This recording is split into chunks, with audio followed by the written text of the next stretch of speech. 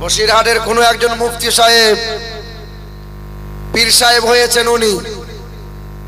ফুরপুরা শরীফের কিছু হুজুর তার বিরুদ্ধে তার পিছনে লিখেছে, মানে জাতে জাতে ভাইয়ে ভাইয়ে মারামারি, আর অন্য জাতিরা মজা নিচ্ছে। দেখ দেখ দেখ, কে বলছে নিমাই চাঁদ, ও বলছে মানিক চাঁদ, ও বলছে লাল চাঁদ, লাল চাঁদ মানিক চাঁদ নিমাই চাঁদ এখন পীর হয়েছে রে। ও কি করে পীর হয়? পীরের বেটাই পীর হবে। কে বলেছিল পীরের বেটা পীর হবে? এটা ভুল ধারণা।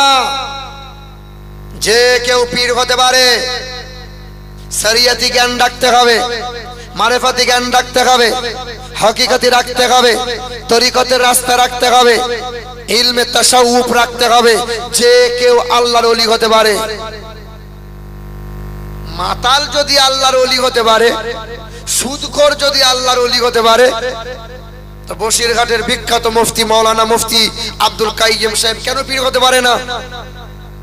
কথা বুঝতে পারছেন না? বাশার বলে একটা মাতাল ছিল, মাতাল রাস্তায় পড়েছিল কোরআনের আয়াত, মদ খেয়ে টলতে টলতে যাচ্ছে, আর দেখতে পাচ্ছে এটা তো কোরআনের আয়াত। কোরআনের আয়াতকে তুলেছে, চুমা দিয়েছে, খুশবু লাগিয়েছে। বাশার ওই মাতাল উঁচু জায়গায় রেখে আবার মদ খেতে চলে গেছে। আল্লাহর বড় খুশি, আল্লাহ বড় রাজি হয়ে গেছে। হাসান বসরির প্রতি ইলহাম হয়ে গেল, হাসান যাও বাশারের কাছে দিনের দাওয়াত দাও। হাসান বসরি খোঁজ করছেন যে বাশার কোথায়। বাশার তো আড্ডাখানায় মদ খাচ্ছে। মাতালকে ডাক দিয়েছে বাশার, তো বাশার তখন নিশাতে মগ্ন। কেউ উঠাচ্ছে, আল্লাহর ওলি তোর খোঁজ করতে এসেছে রে। বলে আমার মতো মাতালের খোঁজ আল্লাহর ওলি, আমাকে নিয়ে আবার কি দরকার? তো বাশার মদ খেয়ে টলতে টলতে আসছে। হাসান বসরি বলছে বাশার সাবধানে আয় বাবা, পড়ে গেলে হাত পা ভেঙে যাবে।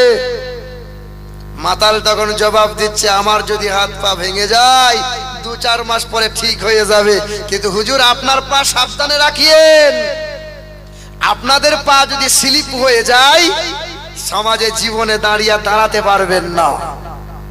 হাসান বসরি বলছে সর্বনাশ, এ মাতাল হতে পারে কিন্তু মাল তালে ঠিক আছে।